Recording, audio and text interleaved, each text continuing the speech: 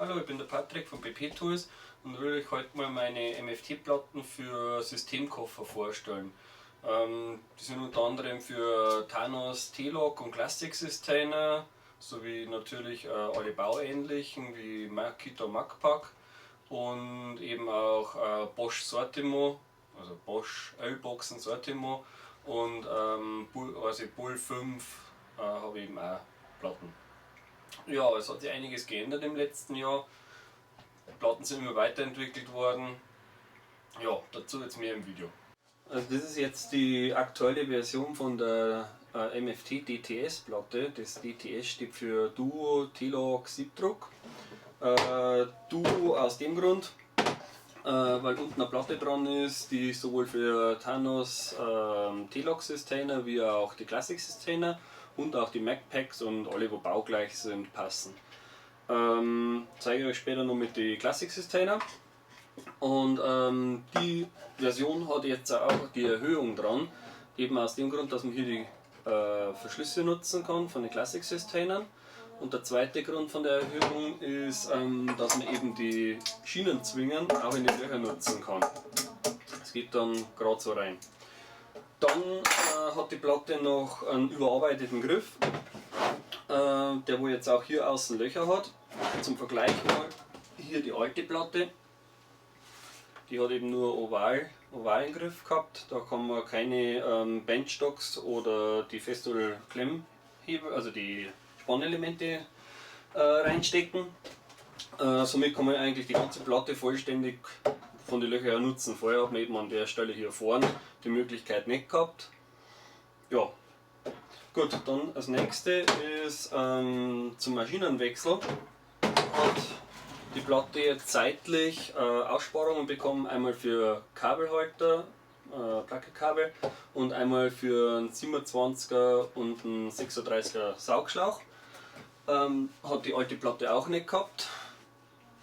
Und dann habe ich einmal eine Zwischenversion gehabt, wo erst einen Kabelhalter gehabt hat und auch schon den überarbeiteten Griff.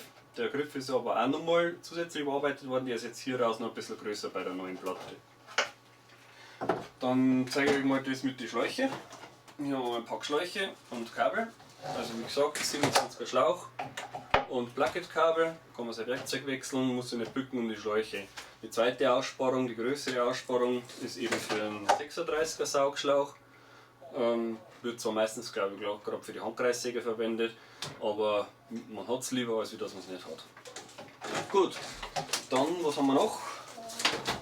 Genau, was sich noch verändert hat, die alten Platten haben, hier sieht man es, noch 3D-druckte Elemente aus Kunststoff gehabt, wo mit einem so Heim-3D-Drucker hergestellt worden sind, inklusive einem Verschluss vorn. Und die neuen Modelle haben jetzt, sind zwar auch 3D-Druckteile, aber in Alumide, das ist ein Kunststoff-Aluminium-Gemisch und wird, wie schon gesagt, mit einem Laser sozusagen geschmolzen.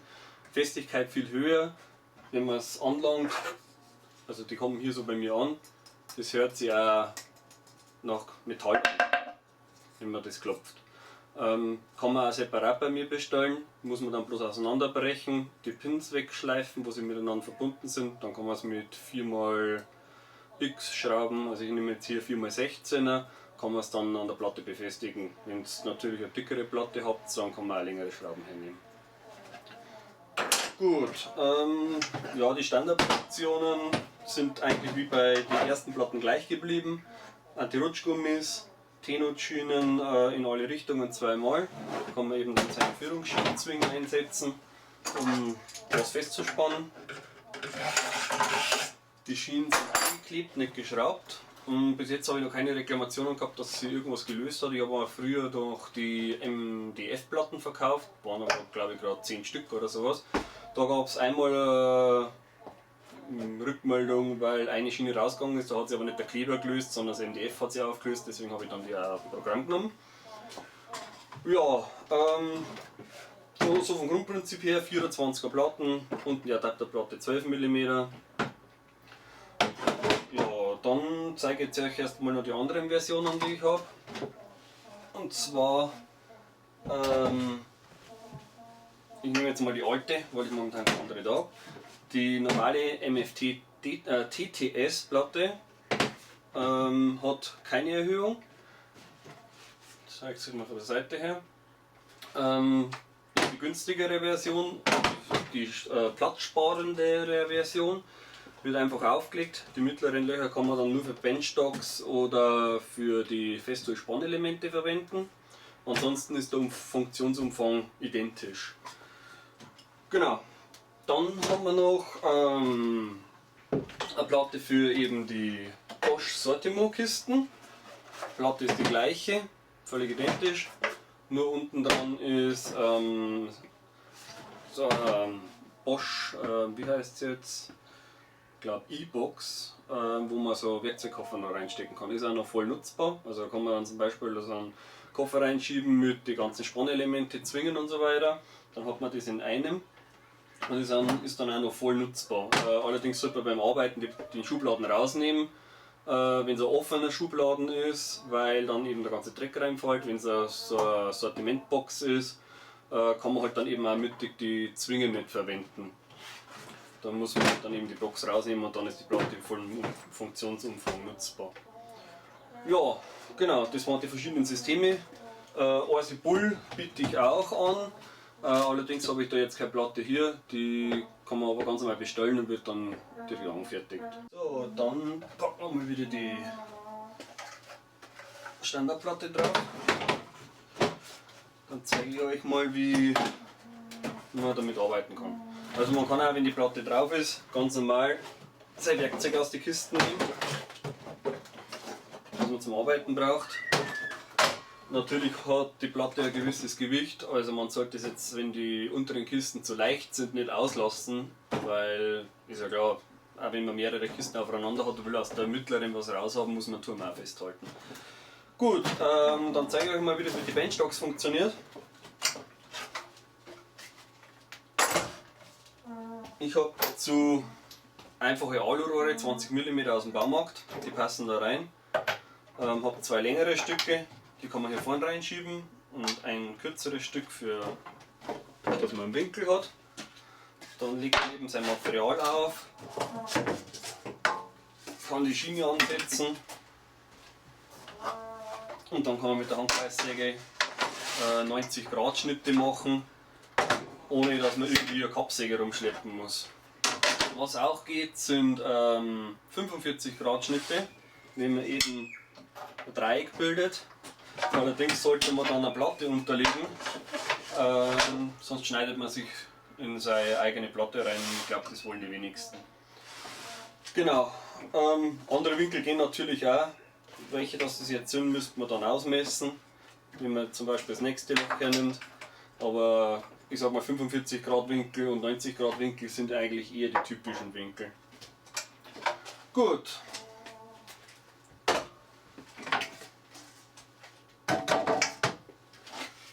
Ja, dann lassen wir das mal drauf. Dann zeige ich euch mal mit den Spannelemente. Derjenige, der sie hat, der weiß auch von den normalen MFT-Fischen. Spannelement reinstecken, Gegenstück reinstecken. Ich habe jetzt hier eine konische Platte, aber das ist alles kein Problem, funktioniert da genauso. Andrücken, spannen. Und das Kissen hier. Andrücken, spannen, zweite Klemme rein. Andrücken, spannen und schon ist das fest. Zusätzlich, wenn jemand sagt, er will es anders spannen oder schneller spannen, kann auch die Schienenzwingen reinschieben. Halt genauso. Gut, was haben wir noch? Ja, eben zum Beispiel durch die Löcher.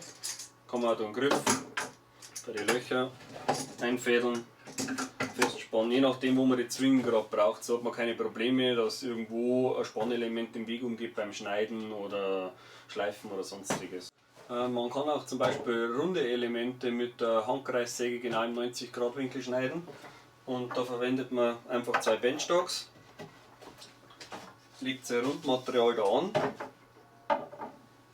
Dann geht man her, nimmt man eine Zwinge und ein Stück Holz.